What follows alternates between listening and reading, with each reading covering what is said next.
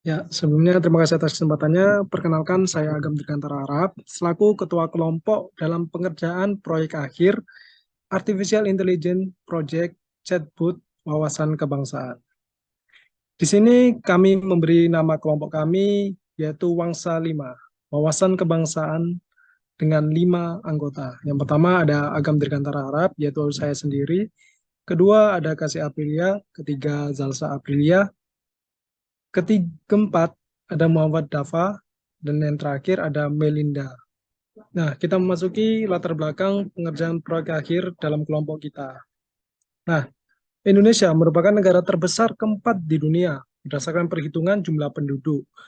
Nah, penduduk Indonesia tersebar luas dalam pulau-pulau yang memiliki batas wilayah yang beraneka ragam dan terdapat 5 pulau terbesar yaitu ada Jawa, Sumatera, Kalimantan, Sulawesi, dan Papua. Wilayah penduduk dengan batasan yuridis telah diatur oleh negara Indonesia, maka terdapat landasan hukum yang melandasi kehidupan bernegara di Indonesia, sehingga negara kita dikenal sebagai negara hukum. Rakyat Indonesia dituntut untuk patuh terhadap hukum yang berlaku, agar penduduk yang tersebar di berbagai pulau mendapatkan keadilan yang hakiki. Nah, kemudian keadilan tersebut tidak terlepas dari pengetahuan kepribadian masing-masing penduduk untuk mengenal lebih dalam seperti apa identitas negara yang dihuninya. Pembatasan wilayah tersebut juga menyebabkan timbulnya berbagai macam pengetahuan untuk suku, agama, ras, dan antar golongan. Indonesia memiliki dasar untuk membantu memberikan ragam pengetahuan yang berkaitan dengan pembahasan mengenai sejarah hingga pembahasan di atas tersebut, yaitu Pancasila dan Undang-Undang Dasar 1945. Pancasila merupakan dasar negara dengan memiliki arti dari 5 lambang di dalamnya, serta bentuk fisik yang mendukung arti serta makna luas akan menjadi pedoman hidup bagi warga negara Indonesia. Tidak terlepas, Undang-Undang Dasar 1945 juga mendukung serta menjabarkan beragam beragam fungsi makna yang tertuang di dalam lambang-lambang Pancasila tadi. Nah, kemudian permasalahan di dalam era baru ini itu kita mengutamakan teknologi yang dapat membantu dalam memperdalam ilmu pengetahuan hingga pembelajaran. Permasalahan keilmuan negara yang terjadi akan bisa diantisipasi dengan pemanfaatan artificial intelligence atau yang sering kita singkat yaitu AI. Dengan menggunakan pendekatan programming natural language processing atau yang disingkat NLP. Nah, NLP itu sendiri diciptakan oleh Richard Bandler dan John Grinder yang merupakan sebuah pendekatan yang dapat memperlihatkan karakteristik seseorang hingga mampu menjadi psikoterapi bagi setiap orang yang sebagai lawan komunikasinya. Terciptanya sinkronisasi antara neurologi, linguistik, dan pola perilaku dari pengalaman akan menjadikan perubahan di dalam umat manusia baik bernegara. Nah, NLP itu sendiri memerlukan sekumpulan informasi untuk menganalisa sejauh mana kondisi objek hingga mempengaruhi objek tersebut yang kita teliti untuk merubah pemikirannya dan perilakunya menjadi ke arah yang sebenarnya. Nah, kemudian kita memasuki proses pelaksanaan proyek akhir. Nah, dalam proses pelaksanaan proyek akhir ini, kita menggunakan metode chatbot dengan berbagai ruang lingkup kenegaraan untuk memperluas cakupan keilmuan yang akan diterima hingga didalami oleh objek pengguna atau peneliti tadi, sehingga dapat meningkatkan pengetahuan secara luas dan mendalam pada kaum milenial. Adapun beberapa proses pelaksanaan mengenai pengerjaan chatbot tersebut sebagai berikut. Yang pertama atau biasa disebut kita AI Project Cycle. Nah, yang pertama itu ada problem scoping, yang mana dalam problem scoping itu pernyataan yang jelas berisi gambaran awal dari permasalahan yang harus dipecahkan. Nah, di dalam dini ini atau awalan ini semakin berkurang masyarakat yang mengetahui seberapa luas cakupan negara mengenai keilmuan wawasan kebangsaan. Nah, kemudian berbagai fakta yang didapatkan seperti ketidaktahuan batasan wilayah, sejarah, dan lain sebagainya itu bisa kita buat melalui problem scoping ini. Kita list dengan melalui what, who, why, dan where. Nah, untuk itu 4 WS diantaranya tadi kita simpulkan dan kita dapatkan. Untuk what, itu aplikasi chatbot ini merupakan sebuah aplikasi yang dirancang untuk menambah wawasan kebangsaan. Untuk who, yang kedua, kami menargetkan pengguna adalah para generasi muda yang penting untuk mengenal berbagai wawasan kebangsaannya sendiri, atau biasa itu kita sebut kaum milenial. Kemudian ada why, mengapa. Dalam aplikasi ini dibangun karena adanya dan kita temui atau sering jumpai keresahan terhadap generasi muda yang saat ini terlalu banyak aktivitasnya terhadap diri sendiri, sehingga wawasan kebangsaan pun sering terlupakan. Nah, padahal dengan meningkatkan wawasan kebangsaan kita sendiri, kita dapat memaknai seperti apa bangsa dan negara yang kita cintai. Nah, kemudian yang terakhir, untuk where, itu akan berlaku di mana saja. Oke, kita lanjut, data acquisition. Menggunakan metode NLP atau Natural Language Processing, maka akan membutuhkan data terlebih dahulu seperti apa bahan yang didapatkan, atau biasa kita sebut data. Keseluruhan bahan akan dikumpulkan dan kemudian dianalisis untuk dibuat menjadi model programming Natural Language Processing. Nah, sebagai bahan analisis. Sebelum dianalisis untuk menjadi sebuah model, maka diperlukan alat uji dari keseluruhan sampel yang didapatkan. Kemudian kita menggunakan web scraping. Penelitian yang dilakukan dengan mengambil data melalui buku-buku pedoman kewarganegaraan, seperti pendidikan kewarganegaraan untuk program studi di dalam perguruan tinggi, Direktorat Jenderal Pembelajaran Dikti. Dan kita mengambil dari buku Atlas Indonesia. Nah, Atlas ini kita sudah tidak asing lagi ya rekan-rekan. Di sini sudah banyak penggunaan Atlas ini untuk dasar keilmuan mengenai wawasan kebangsaan. Hal tersebut bertujuan untuk menyediakan berbagai macam sumber informasi untuk objek yang benar dan objek akan mendapatkan luaran yang bermanfaat di lingkungannya hingga membantu menyebarkannya pada masyarakat luas. Berikut informasi dataset yang sudah berhasil dikumpulkan sebagai bahan untuk pembuatan NLP. Nah, ini dia datasetnya. Nah, ini dia rekan-rekan untuk datasetnya. Di sini ada pengucapan salam, ada nama ya Wangsa kita, Wangsa 5 ya. Ada jumlah provinsi, provinsi di Indonesia, ibu kota Indonesia, ibu kota provinsi, ada Aceh, Sumatera Selatan, Utara, Barat, dan lain sebagainya. Ini sudah tertuang dalam dataset yang kita gunakan. Nah, ini ada sejarah, terus ada SARA itu seperti apa, isi teks proklamasi, Presiden Republik Indonesia yang pertama hingga yang terakhir. Kemudian didukung oleh jabatan-jabatan serta hari bersejarah di dalam Republik Indonesia. Dan yang terakhir kita tutup dengan sampai jumpa dan terima kasih. Nah, kita lanjut di dalam data akuisisi. Nah, selanjutnya kita menuju ke tahap penyimpanan file. Nah, oke. Nah, ini dia, load Google Drive. Nah, ini ada formatnya. Ada yang pertama itu from google.colab. Nah, import drive. Nah, itu rekan-rekan. Kemudian di situ data tersebut dalam Google Drive dan di running, kemudian diizinkan untuk login akun Google hingga muncullah mounted at garis miring konten garis miring drive.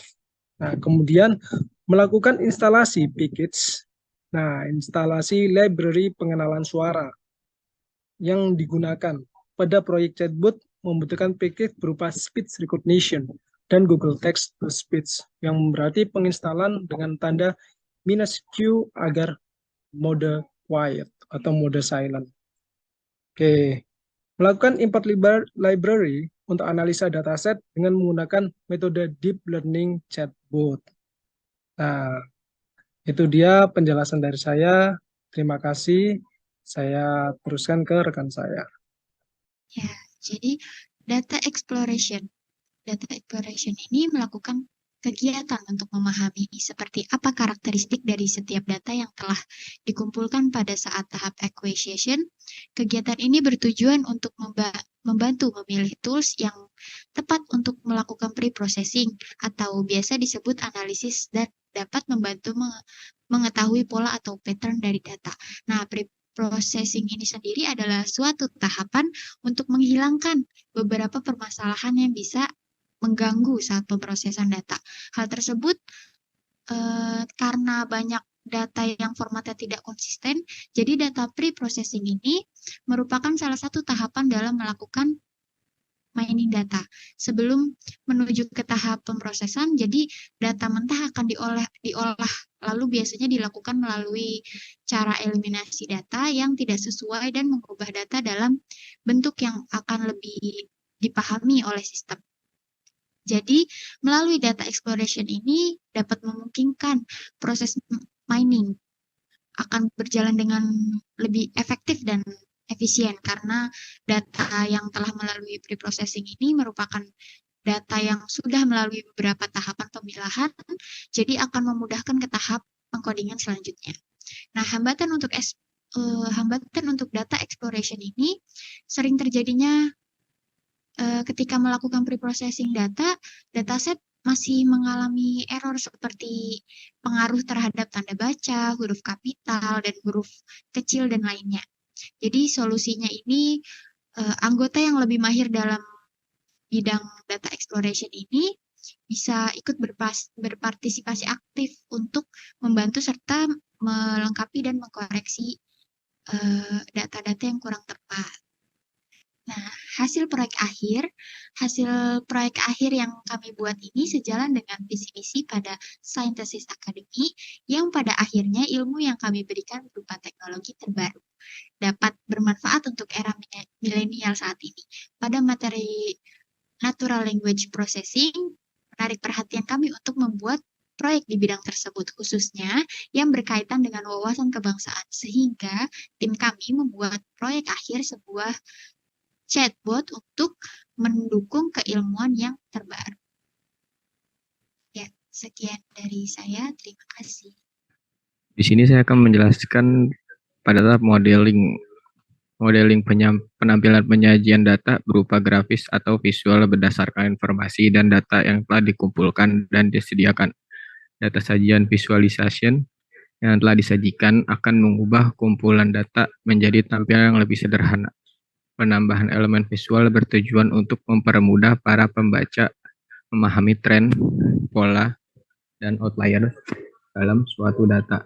Nah, pada modeling kali ini kami menggunakan long short term memory, yaitu algoritma deep learning saraf tiruan yang populer dan sangat cocok digunakan untuk membuat prediksi dan klasifikasi yang berhubungan dengan waktu dan teks. Di sini kita menampilkan parameter model dan terlihat di sini ada total parameter yaitu sekitar 6,024. Nah, di sini kita melatih model sampai dengan 400 kali menggunakan epoch 400 dan menghasilkan loss sebesar 0,2271 dan akurasi sebesar 0,9905 dengan visualisasi plot hasil akurasi dan loss seperti ini. Pada proses modeling tentunya terdapat sebuah hambatan.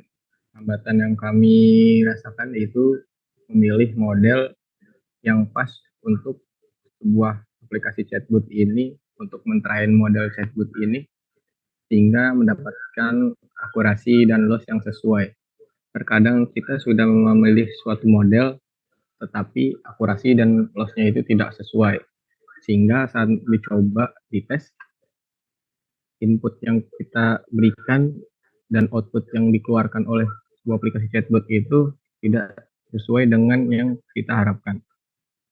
Tentu di sini menjadi suatu hambatan yang membutuhkan banyak waktu untuk mencari jalan keluar dari solusi hambatan ini. Solusinya pada modeling ini kita membuat beberapa model dan mencoba semua model tersebut sehingga mendapatkan akurasi dan loss yang kami harapkan.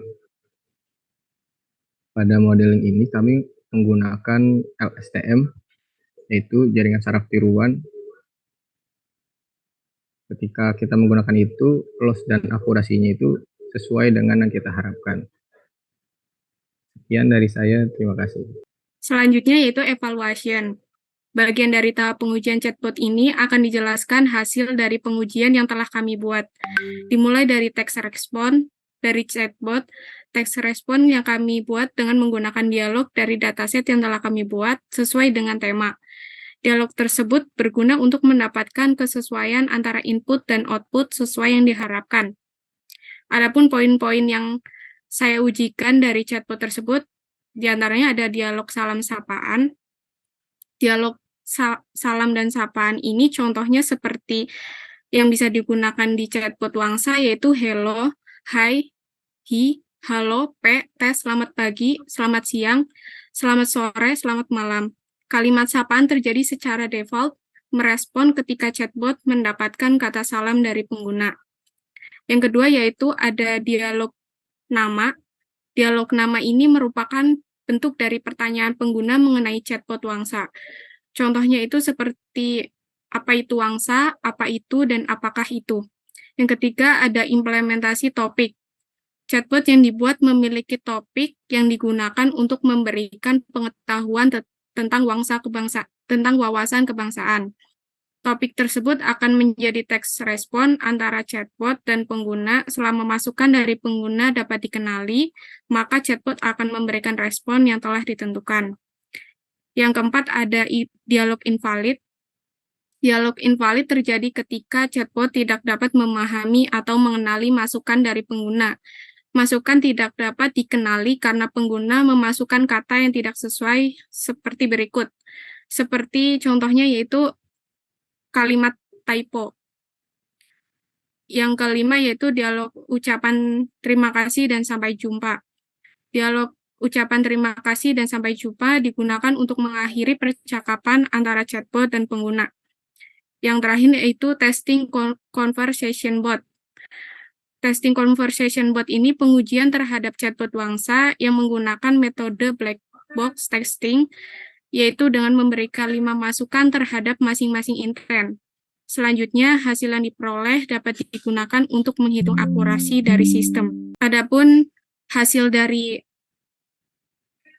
evaluasi yaitu akurasinya sekitar 904,35%. Deployment tahapan yang bertujuan mendemonstrasikan hasil pengerjaan yang telah dilakukan pada pengembangan suatu aplikasi atau website. Beberapa proses yang perlu dilakukan sehingga terciptanya suatu website akhir. Pada hambatan deployment ini adalah masih kurang mahir dalam menentukan desain website yang pas untuk digunakan pada aplikasi chatbot yang kami pilih. Solusinya adalah seluruh anggota melakukan konsultasi bersama kembali dan mencari referensi sehingga permasalahan dapat terselesaikan dengan baik dan benar. Sekian penjelasan dari saya, terima kasih. Baik, di sini saya akan mendemokan website chatbot yang telah kelompok kami buat. Pada halaman home ini di bagian atas ada bagian home, about, chatbot, dan kontak. Bagian ini jika diklik akan langsung menuju bagian yang akan dituju. Seperti kita mengklik about akan langsung menuju halaman about.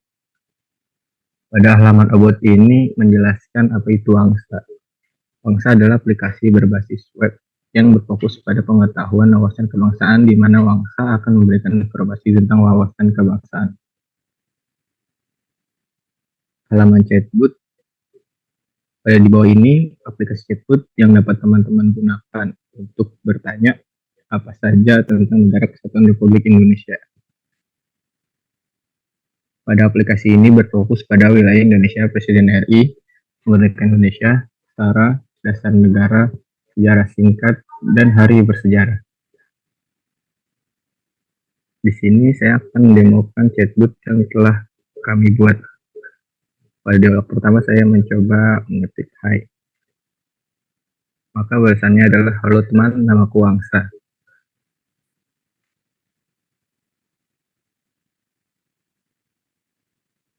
Setelah itu, saya akan mencoba beberapa dialog yang lain.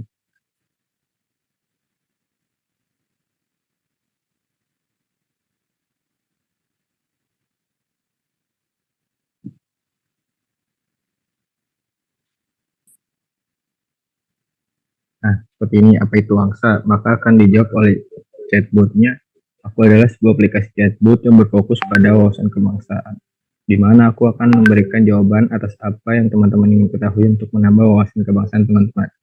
Setelah itu saya akan mencoba dialog selanjutnya dengan menanyakan ibu kota provinsi Aceh.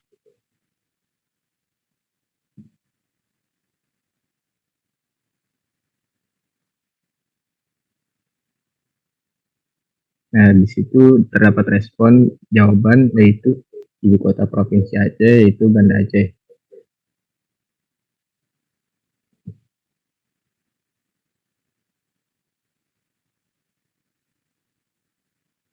Itu saya akan mencoba menanyakan hari kemerdekaan Indonesia.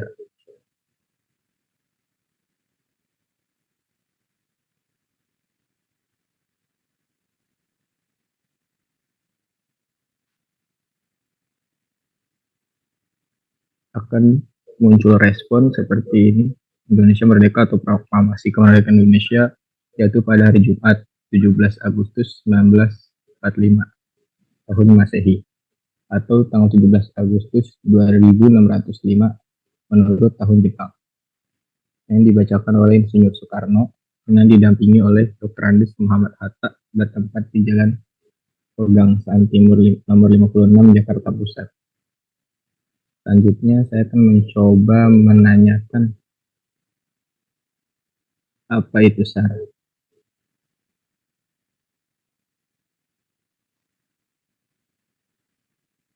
Nah, maka akan muncul respon. SARA merupakan akronim dari suku, ras, agama, dan antar golongan.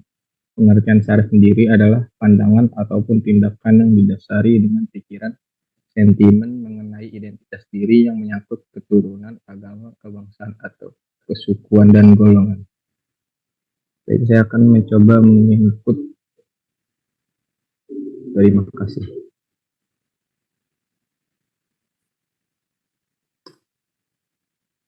Maka Wangsa akan menjawab dengan senang hati. Saya akan mencoba mengakhiri chat ini dengan dialog sampai jumpa. Maka Wangsa akan menjawab, terima kasih telah menghubungi Wangsa. Semoga informasi yang saya berikan bermanfaat untuk teman-teman ya. Sampai jumpa. Nah, di bagian selanjutnya itu kontak info. Di sini bisa tertera nomor telepon, email, dan alamat. Pada bagian footer ini ada tulisan Wangsa, chatbot wawasan kebangsaan, logo Instagram, Twitter, dan LinkedIn. Sekian demo website yang kami buat, kurang lebihnya mohon maaf. Terima kasih.